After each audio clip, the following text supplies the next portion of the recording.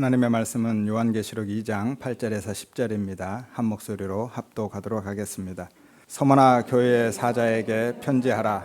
처음이며 마지막이요 죽었다가 사신 이가 이르시되 내가 내 환난과 궁핍을 알거니와 실상은 내가 부요한 자니라.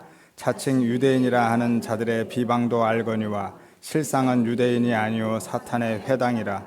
너는 장차 받을 고난을 두려워하지 말라. 볼지어다 마귀가 장차 너희 가운데서 몇 사람을 옥에 던져 시험을 받게 하리니 너희가 10일 동안 환난을 받으리라. 내가 죽도록 충성하라. 그리하면 내가 생명의 관을 내게 주리라. 아멘. 여러분 안녕하세요. 반갑습니다. 1년 동안 고생 많으셨습니다. 한 해 동안 하나님께서 우리의 삶을 지켜주시고 여기까지 인도해 주심을 믿습니다. 또 새로운 한 해도 하나님께서 동일한 은혜로 우리와 함께 하심을 믿습니다. 우리 같이 한번 인사 나눌까요? 좌우에 계신 분들 또 앞뒤에 계신 분들과 인사하도록 하겠습니다. 예수가 복입니다. 예수가 생명입니다. 새해도 예수로 사세요. 우리 교회는요 6년 전 오늘 이 시간에 첫 예배를 드렸습니다. 따라서 오늘이 우리 교회의 6번째 생일이죠. 생일 맞습니다.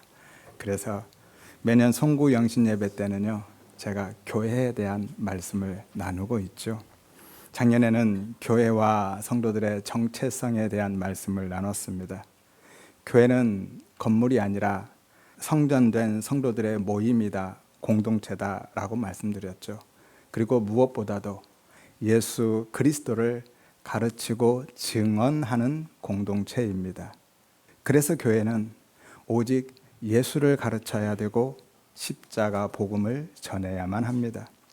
교회에서 윤리와 도덕이나 율법적인 것들만 가르치면 그리스도의 몸, 교회가 아니다라는 거예요. 오히려 유대교처럼 오늘 본문에 있는 대로 사탄의 회당이 되는 것이죠. 또한 교회는 세상 안에 있지만 세상에 속한 공동체는 아닙니다. 성도들 역시 이 땅에 살지만 하늘의 시민권을 둔 하늘에 속한 사람, 하늘의 사람인 거죠. 따라서 성도는요, 이 역사 속에서 천국을 바라보고 기대하고 소망하면서 살아갈 뿐만이 아니라 영원한 묵시 속에서 이미 완성된 그 하나님의 나라, 천국을 지금 여기서 맛보고 누리면서 살다가 가는 겁니다. 자세한 내용은요 작년 설교 참조하시고 여러분 한 해 동안 어떻게 사셨습니까? 얼마나 내가 천국을 누리는 하나님의 백성으로 살았는지를 돌아보시기를 바랍니다. 그리고 새롭게 시작되는 한 해도 예수 생명의 그 은혜와 부요함 안에서 그리스도의 몸된 교회를 이루는 지체로 살아가시기를 바라고요. 천국을 누리는 복된 성도의 삶을 살아가시기를 바랍니다. 오늘 본문은요 초대교회 중에서 서머나 교회에 대한 이야기입니다. 초대교회 7교회가 있죠. 계시록에서 7교회는요 단순히 하나의 지역 교회들을 의미하지 않습니다. 계시록의 7교회는 모든 시대 그리고 모든 교회를 대표하는 영적인 모형으로 주어지고 있는 거예요. 따라서 7교회는요 오늘날 교회의 모습을 그대로 투영해서 보여주고 있습니다. 한마디로 오늘날 교회의 자화상이다라는 거예요. 이 7교회는 모두 당시에 소아시아 지역에 있었죠. 지금은 터키 서부 지역에 있습니다. 시간 관계상 최대한 간단하게만 정리해드리고 가도록 하겠습니다. 예배서는요 하나님에 대한 사랑을 잃어버린 교회를 모형하고 있죠. 서머나 교회는 오늘 나눌 텐데 고난받는 교회를 의미하고 있습니다. 버가모 교회는 세상과 타협한 교회의 모습을 드러내고 있고요. 두아드라 교회는 죄를 방치한 교회를 나타내고 있죠. 사다 교회는요 영적으로 죽은 교회입니다. 빌라델비아 교회는 믿음을 지킨 교회고요. 라우디게아 교회는 예수님을 외면하고 배제한 교회의 모습을 보여주고 있죠. 계시록 3장 20절에 보면 예수님을 문 밖에 세워둔 교회가 바로 라우디게아 교회거든요. 자세한 내용은 나중에 요한계시록 나누게 되면 그때 나누기로 하고 오늘은 서머나 교회에 대해서만 나누기로 하겠습니다. 서머나라는 도시는요, 항구 도시죠. 당시의 서머나는 로마의 친구 혹은 황제의 도시라고 불릴 만큼 로마 제국의 가장 충성적인 도시 중에 하나였습니다. 소아시아에서 가장 먼저 황제 숭배를 위한 신전을 세운 도시가 바로 서머나예요. 여기서 황제 숭배라는 것은요, 단순히 황제에게 정치적인 충성심을 맹세하는 것이 아닙니다. 이 황제 숭배는 실제로 종교였고 신앙이었어요. 당시 로마는요, 매년 황제의 신상 앞에서 향을 피움으로써 황제를 자신들의 주 큐리오스로 인정하는 의식을 치루었습니다. 여기서 주인 큐리오스라는 단어는요, 통치자, 구원자라는 의미거든요. 사실상 완전한 신앙 고백의 행위였던 거예요. 옛날 우리나라에 일제강점기 때 무슨 일이 있었습니까? 신사참배가 있었죠. 신사참배가 뭐였습니까? 일본 천황을 참배하는 거예요. 일본 천황을 한마디로 신으로 섬기는 것이 신사참배였습니다. 하지만 대부분의 교회들이요, 고문이나 투옥을 견디다 못해서 국민의례라고 스스로 합리화하면서 그 신사참배에 동참했죠. 하지만 지금은요, 누구도 당시의 신사참배를 국민의례라고 하지 않습니다. 우상숭배였다라고 이야기하고 있죠. 당시 서머나 교회의 고난과 가난이 그것 때문이었습니다. 로마인들은 일본인들처럼 이건 신앙이 아니라 정치적인 충성 맹세라고 하였고, 마음으로 진짜 믿으라는 게 아니라 그냥 형식적으로라도 향을 한 번만 피우면 된다라고 회유했지만 서머나 교회 성도들은 그럴 수가 없었던 겁니다. 왜냐하면 그것은 누가 봐도 내 삶의 주인이 큐리오스가 누구인지를 결정하는 일이었거든요. 그들이 바울에게서 받은 복음은요, 오직 예수만 주다라는 거였거든요. 오직 예수만 큐리오스입니다. 다른 어떤 것도 주가 될 수 없어요.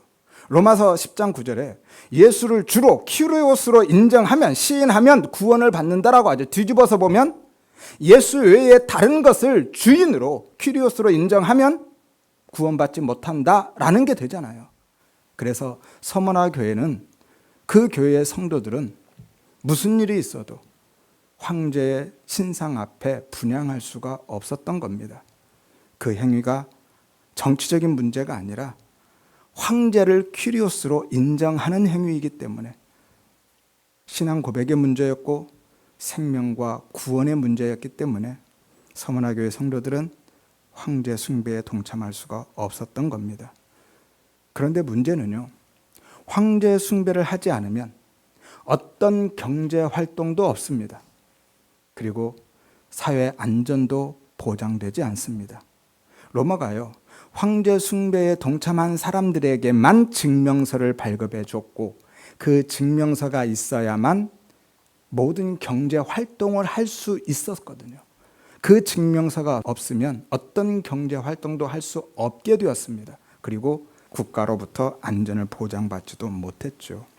그러니까 아무리 아니라고 우겨도요, 황제 숭배는 정치적인 충성 맹세의 일환이 아니라 자신의 삶의 최종적인 주권이, 그리고 안전을 황제에게 맡기는 신앙 행위였다라는 거예요. 아무튼 따라서 황제 숭배를 하지 않은 서머나 교회 성도들은요, 모든 경제 활동이 실제적으로 차단되었고요, 사회적으로 고립되어서 극도로 가난하게 살 수밖에 없었습니다. 그리고 무엇보다도 국가로부터 안전을 보장받지 못했기 때문에 늘 범죄의 표적이 되었습니다. 그리고 서머나 교회를 목회했던 폴리캅은, 요한의 제자죠, 실제로 순교당했죠. 화형에 처해졌습니다. 그래서 9절에 보면 주님이 말씀하신 거죠. 내가 너의 환난과 궁핍을 안다. 여기서 환난이라는 단어는 슬립시스라는 단어인데요, 핍박, 환난, 압박, 누름이라는 의미예요. 어원은요, 요철이 있는 철판으로 곡식을 눌러서 밀어서 으깨버리는 것을 이야기하고 있는 거예요. 오늘날로 하면 마치 강판으로 눌러서 그냥 갈아 뭉개버리는 그런 것입니다. 이것이 바로 슬립시스, 환난이라는 의미예요. 산상복음 때 한번 말씀드렸었죠. 육체적인 고난과 고통을 표현하는 단어 중에서 가장 강도가 센 단어가 이 환난, 슬립시스라는 단어라고요.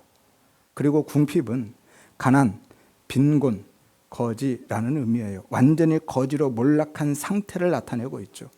절대적인 가난, 생계가 완전히 무너져버린 상태를 의미하고 있습니다. 그러니까 서머나 교회 성도들은요, 주, 퀴리오스라는 이 단어 하나를 지키기 위해서 자신의 모든 것을 내어준 겁니다. 스스로 그 가난과 고난의 길을 갔던 것이죠. 그런데 더 큰 문제는 그런 상태가 하루 이틀에 끝나지 않는다라는 거예요. 그들의 믿음을 지키는 한 그 가난과 고난은 계속 될 수밖에 없었다라는 거예요. 그 고난과 가난을 끝낼 수 있는 방법은 딱 하나밖에 없습니다. 뭐죠? 황제 숭배에 동참하는 것. 그래서 증명서를 받아내는 것. 그러면 끝납니다. 그렇지 않는 한 그들은 끝까지 고난과 가난 속에서 살다가 죽어야만 했던 것이죠. 그래서 예수님도요, 그들의 환난과 궁핍을 안다라고만 하셨지 해결해 주겠다라고 말씀하지 않으십니다. 그리고 오히려 앞으로도 환난이 계속될 거니까 뭐 하라고 하죠?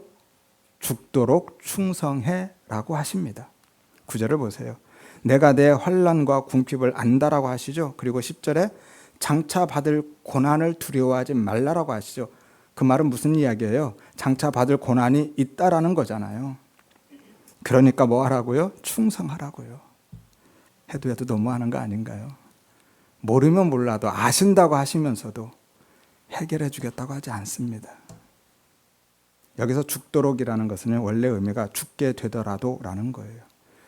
그리고 충성의 원어적 의미도요, 물불 안 가리고 열심히 뛰는 그런 열정이 아니라 처음과 끝이 동일한 것을 의미합니다. 끝까지 같은 상태를 유지하는 것을 충성이라고 하는 거예요. 다시 말해서 어떤 일에 대한 속도나 강도가 아니라 방향과 지속성을 나타낼 때 사용하는 단어가 이 충성인 거예요. 그러니까 아무리 처음에 열심히 해도 가다 말면, 하다 말면 충성 아닌 거죠. 끝까지 가는 게 충성인 거죠. 따라서 죽도록 충성하라라는 것은 한마디로 죽는 한이 있어도 끝까지 버텨라, 견뎌라 라고 말씀하고 있는 거예요. 예수님의 주 되심에 대한 고백을 끝까지 지켜라 라고 하시는 것이죠. 왜냐하면 죽음으로 끝나지 않기 때문이다 라고 말씀합니다. 그래서 8절을 보면 당신을 소개할 때 이렇게 소개해요. 처음과 마지막이고 죽었다가 살아나신 이로. 이 말씀은요, 예수님이 처음이고 마지막이고 죽었다가 살아나신 분이라는 것은 지금은 로마가 처음과 마지막처럼 보이지만, 그래서 너희의 환난과 궁핍도 그 고난과 가난도 영원할 것처럼 보이지만 처음과 마지막은 로마가 아니라 나야 라고 말씀하는 겁니다. 내가 역사의 시작이고 끝이다 라는 거예요. 그리고 내가 죽음에서 다시 살아남으로써 그것을 증명해냈다 라고 말씀하고 계신 거예요. 따라서 너희는 절대로 죽음으로 끝나지 않아. 나처럼 영광스러운 부활로 다시 살게 될 것이야. 그러니까 힘내라. 끝까지 견뎌라. 라고 격려하고 응원하고 계신 거예요. 그리고 서머나는, 이 서머나라는 도시는요, 실제로 기원전 6세기경에 완전히 파괴되어서 없어집니다. 그리고 기원전 3세기경에 다시 세워진 도시가 이 서머나라는 도시예요. 한마디로 죽었다가 살아난 도시죠. 그것도 완전한 계획 도시로 재건되었기 때문에 지금으로 하면 완전한 신도시죠. 그래서 이전보다 훨씬 더 화려하고 아름답게 건설되었습니다. 그래서 고대 작가들은요, 이 서머나를 죽었다가 살아난 도시 혹은 새 생명을 얻은 도시로 묘사했죠.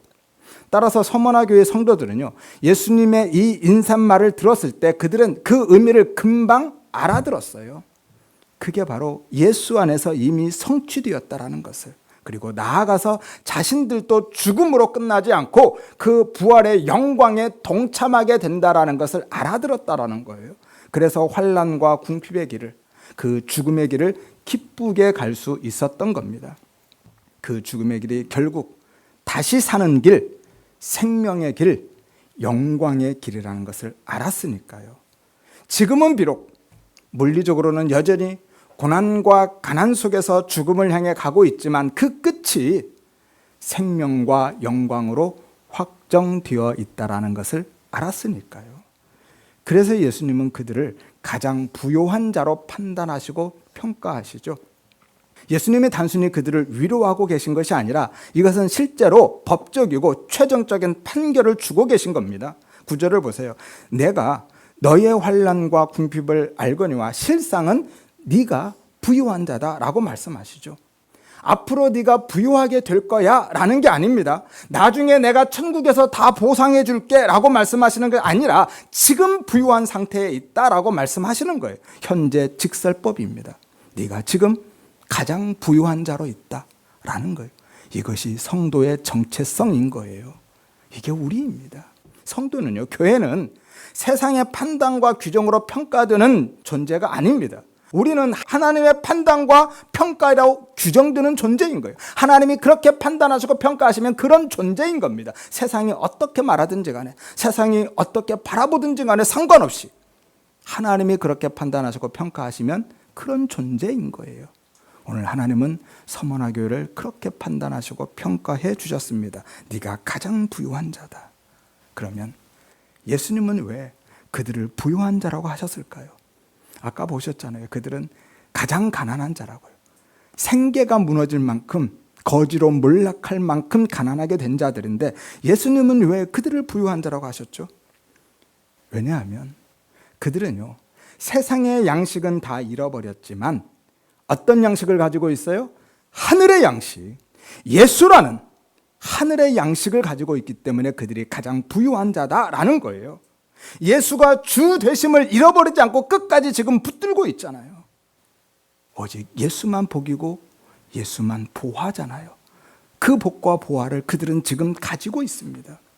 그럼 세상의 양식은 어떤 양식이죠? 썩어질 양식이잖아요. 우리를 죽이고 파멸시키는, 멸망시키는 양식이 세상의 양식이었잖아요. 하지만 예수님은 하늘의 양식입니다. 영원히 썩지 않는 하늘의 양식. 그래서 그들이 세상의 양식은 다 잃어버렸지만 하늘의 양식을 가지고 있기 때문에 부요한 자인 거죠. 그 예수를, 예수의 부활 생명을, 영생을 가지고 있기 때문에 가장 크고 가장 가치 있는 것을 소유하고 있어서 실제로는 그들이 가장 부유한 자다라는 거예요. 그리고 그 예수의 의로, 예수의 생명으로 배부르고 부유한 삶을 살고 있는 겁니다. 고린도후서 6장 8절에서 10절 말씀이죠.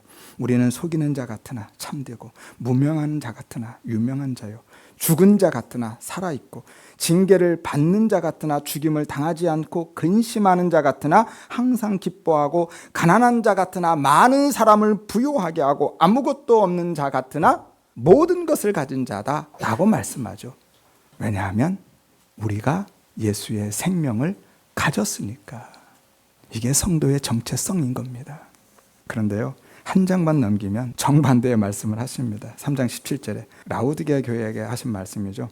네가 말하기를 나는 부자라 부요하여 부족한 것이 없다 하나, 라우디게아 교회가 이렇게 이야기하고 있다는 거. 나는 부자다, 부족한 것이 없다. 실제로 라우디게아 교회가 가장 부유한 교회였거든요.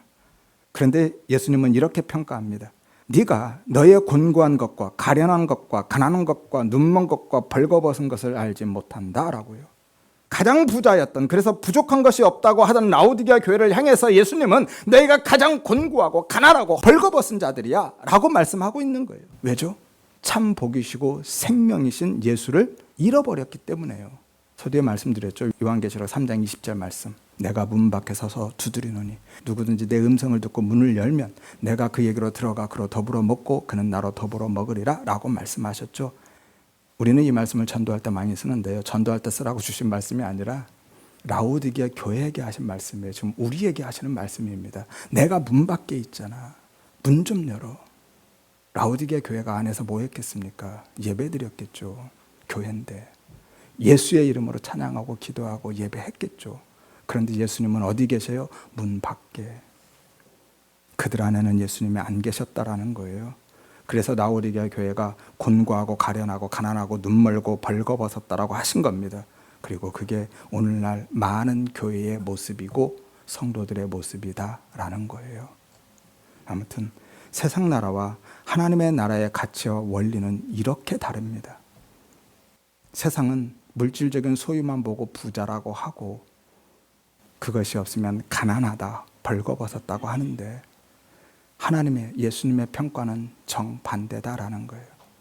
주님이 보시는 것은 우리 안에 그 생명이 있느냐를 보시는 거예요.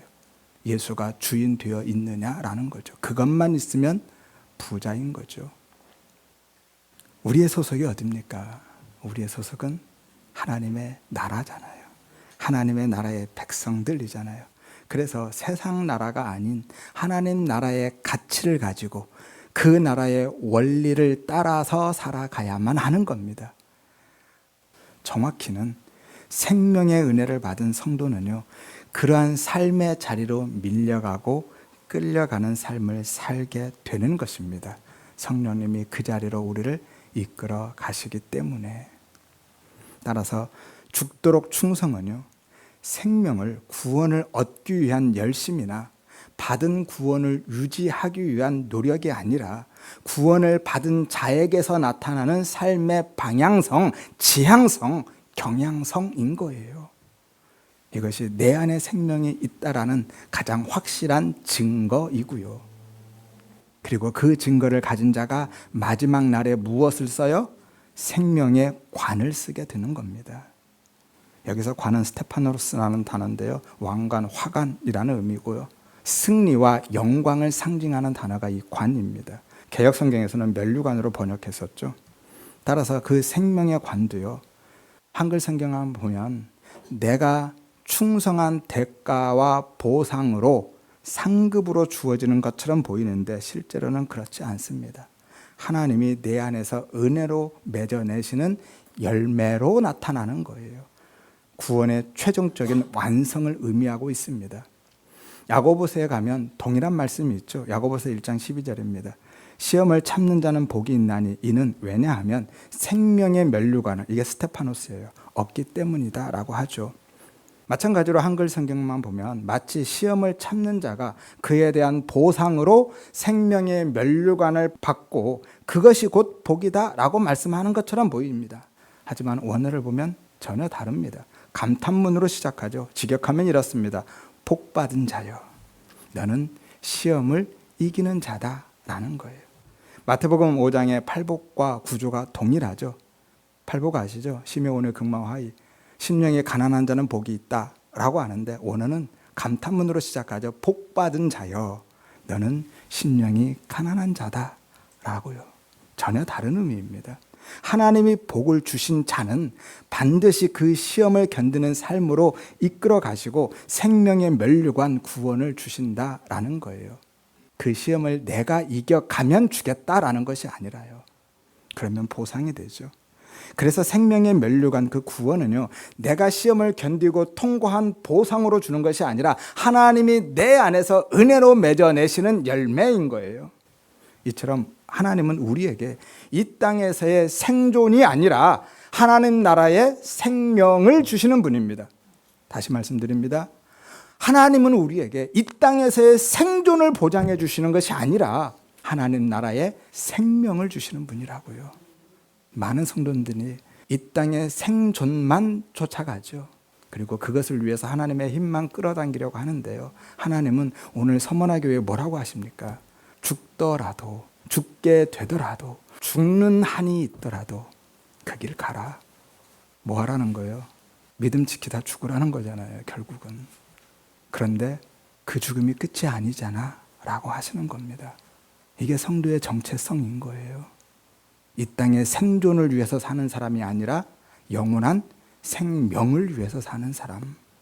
그리고 본문은요, 서두에 말씀드린 대로 당시에 이런 일들이 있었다라는 초대교회사에 대한 기록이 아니라 모든 교회의 정체성에 대한 말씀을 하고 계신 거예요. 이 땅의 모든 교회는, 모든 성도는 각자의 삶의 자리에서 반드시 그 길을 가게 되어 있다라는 거예요. 왜냐하면 그게 하나님 나라에 속한 모든 교회와 모든 성도들의 본질적인 정체성이니까요. 필연적으로 그 길을 가게 되어 있습니다.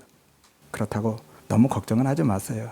제가 지금 하나님은 우리에게 무조건 고난만 주신다 그런 이야기 하는 거 아닙니다. 예수 믿으면 전부 다 가난한 삶을 살게 된다 그런 이야기 하고 있는 게 아니에요.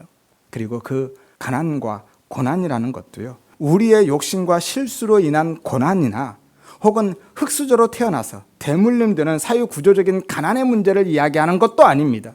제가 말씀드리는 환난과 이 궁핍, 고난과 가난은요, 오늘 서머나교회 성도님들처럼 예수만 주 되심에 대한 그 믿음의 고백을 지키기 위해서 믿음의 고백을 지키는 것으로 인해서 필연적으로 따라오는 결과 자기 부인의 삶에 대한 이야기를 하고 있는 거예요. 다시 말해서 하나님의 택한 백성은요, 반드시 그 고난의 삶, 자기 부인의 삶의 길을 가게 된다라는 거예요. 내가 부인되어지는 십자가를 지는 자기 부인의 삶으로 하나님이 이끌어 가신다라는 거예요. 그게 하나님 우리에게 주신 복이에요. 그 자리로 가게 되는 거예요. 그리고 자기 부인의 삶이 아담 안에 있는 우리에게는 고난으로 체감되는 겁니다. 그 자기 부인의 삶으로 인한 고난은요, 사람마다 다르게 적용되기도 하고 다양하게 나타나기도 합니다. 어떤 사람에게는 감정적이고 정서적인 문제로 나타나고요, 또는 정치적인 경제적인 문제로 드러나기도 하죠. 아니면 육체적이고 관계적인 문제로 다가오기도 합니다. 하지만 어떤 형태로 나타나든지요, 하나 확실한 것은 예수가 주 되심에 대한 믿음의 길을 가는 사람들은요, 나의 옛사람, 이 육적 자아가 죽는 방향으로 선택되고요, 예수가 드러나는 삶으로 나아가게 되는 겁니다. 하나님이 당신의 백성을 반드시 그 자리로 밀고 가시고 끌고 가신다라는 거예요. 왜죠? 하나님이 은혜로 통치하시니까. 그게 은혜인 겁니다. 우리는 이 은혜라는 단어도 오해하고 있죠. 내가 원하는 것 주면 은혜라고 생각하고 원치 않는 것은 은혜라고 생각을 안 하죠. 아닙니다. 하나님은 우리의 삶 전체를 은혜로 통치하고 계셔요. 내가 원치 않는 것이 주어지는 것도 역시 하나님의 은혜임을 믿으시기를 바랍니다. 그래서 어차피 그 길을 가야 한다면 힘겹게 꾸역꾸역 끌려가는 삶이 아니라 즐거이 따라가는, 동행하는 그 은혜를 구하시라라는 거고요.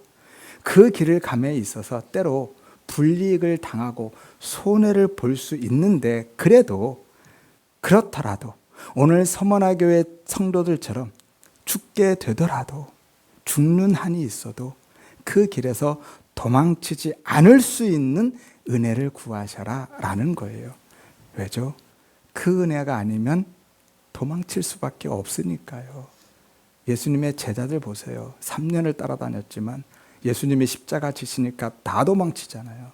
은혜가 아니면 우리는 그 자리를 지킬 수가 없습니다. 그래서 그 은혜를 구하셔라라는 거예요. 그런데 안타까운 일은요, 오늘날 많은 교회와 성도들이 그 길을 마다하고 서머나 교회가 가는 그 자기 부인의 길을 마다하고 자신들의 꿈과 비전과 소원을 위해서만 죽도록 충성하죠. 완전히 거꾸로 가고 있습니다. 그러니 예수가 없는 사람들과 뭐가 다르냐고요. 생각해 보세요. 만약에 이 시대에 당시 서머나 교회가 처한 상황이 동일하게 우리 안에 펼쳐지고 우리에게도 똑같은 선택이 요구되어진다면 과연 그 고난과 가난의 길, 죽음의 길을 선택할 성도들이 얼마나 될까요? 서머나 교회 성도들처럼 죽더라도, 죽게 되더라도, 죽는 한이 있어도 오직 예수님만 주 되심을 고백하면서 끝까지 삶의 방향을 유지할 수 있는 사람이 과연 몇 사람이나 되겠느냐라는 거예요. 저도 자신 없어요. 성령님이 은혜로 저를 끌고 가지 않으면 틀림없이 저도 돌아서고 도망칠 수밖에 없습니다. 우상숭배가 아니라 국가에 대한 의례라고, 마음으로 내가 진짜 하는 게 아니라 그냥 형식적으로 하는 것뿐이라고, 나 마음은 하나님 믿고 하나님 사랑한다고 그렇게 스스로 합리화하면서 저도 도망쳤을 거예요. 신사참배 때 제가 그 자리에 있었다면 분명히 그랬을 겁니다. 우리의 역사가 그대로 증명하잖아요. 일제강점기 그 신사참배 때도 그랬고요. 불과 얼마 전에 코로나 때도 그랬잖아요. 온라인 예배에 대한 신학적인 검증은 차치하고요. 교회들이 온라인 예배로 전환하고 성도들이 온라인 예배에 기꺼이 참여한 근본적인 이유가 어디에 있죠? 다는 아니겠지만 많은 교회와 많은 성도님들이요, 그게 안전하니까, 그게 욕먹지 않고 문제가 되지 않으니까, 손해보지 않으니까, 심지어는 어떤 분은요, 그게 편하니까. 제가 지금 다른 교회나 성도님들을 판단하고 비판하고 정죄하자는 게 아니라 말씀드렸잖아요. 저도 성령님의 은혜로 끌고 가지 않으면 틀림없이 그 자리에 있을 거라고요. 제가 말씀드리는 요지는 그래서 은혜가 필요하다라는 거예요. 은혜가 없으면 안 된다라는 거예요. 그래서 날마다 그 은혜 앞에 엎드리고 그 은혜를 붙들고 가야 된다라는 거예요. 아무리 두 주먹 불끈 쥐고 일어서도요, 그 상황이 닥치면 너나 없이 도망칠 수밖에 없습니다. 베드로 보세요. 큰 소리 쳤죠. 베드로가 제일 먼저 도망쳤어요. 3번씩이나 저주하면서 부인했잖아요. 그리고 만약에 지금 믿음을 지키고 자기 부인의 길을 가는 그 일로 인해서 오늘 서머나교회 성도들처럼 혹시라도 고난과 가난의 그 시험을 통과하고 계신 분이 있다면 잘 가고 계시다라는 말씀을 드리고 싶은 겁니다. 왜냐하면 우리 모두는 그 시험을 통과해서 하나님의 백성으로 완성될 것이기 때문인 거예요. 이게 진짜 잘 사는 거예요. 사람들은요, 돈이 많으면 잘 산다고 하는데 그거는 부자로 사는 거지 잘 사는 것 아닙니다. 반대로 돈 없으면 못 산다고 하죠. 아니에요. 못 사는 게 아니라 그냥 돈이 없는 거예요. 가난한 거죠. 잘 사는 것은요, 돈이 많은 게 아니라 하나님의 뜻대로 끌려가는 삶이 잘 사는 삶이에요. 하나님의 뜻과 반대로 가면 아무리 많아도 못 사는 겁니다. 그런데 문제는 하나님의 뜻대로 끌려가는 삶이요, 고난으로 체감된다라는 게 문제예요. 그래서 누구도 가고 싶어 하지 않는 것이죠. 아무튼 따라서 우리 모든 성도님들은요, 예수가 내 삶의 주 되심에 대한 믿음을 지키는 일 때문에 고난과 가난으로 모형되는 그 자기 부인의 시험을 통과하게 될 때에 하나님이 그 길로 이끌어 가실 때에 하나님 어떻게 나한테 이러실 수 있어요? 라고 항의하고 원망하고 불평하지 마시고, 혹은 어떻게든 그 길에서 벗어나 보겠다고 발버둥 치고 세상과 타협하지 마시고, 그 시험을 제발 좀 제거해달라고, 나 좀 살려주려고, 나 좀 건져달라고 무조건 떼쓰고 매달리지 마시고, 그 시험을 피하지 않고 감당할 수 있는 은혜 달라고 기도하시기를 바랍니다. 그 고난이 두려워서 도망치지 않을 수 있도록 정말 끝까지 충성할 수 있기를 위해서 기도하시기를 바랍니다. 그 은혜가 아니면 누구도 그 자리에 있을 수 없기 때문에 그 은혜를 구하시라는 거예요. 죽더라도, 죽게 되더라도, 죽는 한이 있더라도 오직 주님만 주인 되심을 고백하는 그 믿음을 지킬 수 있도록 주님 나 좀 붙들어 주세요. 우리 교회가 서머나 교회가 되고 내가 서머나 교회 성도가 될 수 있기를 위해서 기도하시기를 바랍니다. 그 은혜 주시기를 위해서.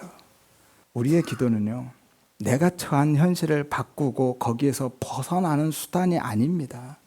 내 문제를 해결하는 방법이 우리의 기도가 아니라 그 현실과 문제에도 굴하지 않고 꿋꿋하게 믿음의 길을 갈 수 있는 은혜를 구하는 것이 기도인 거예요.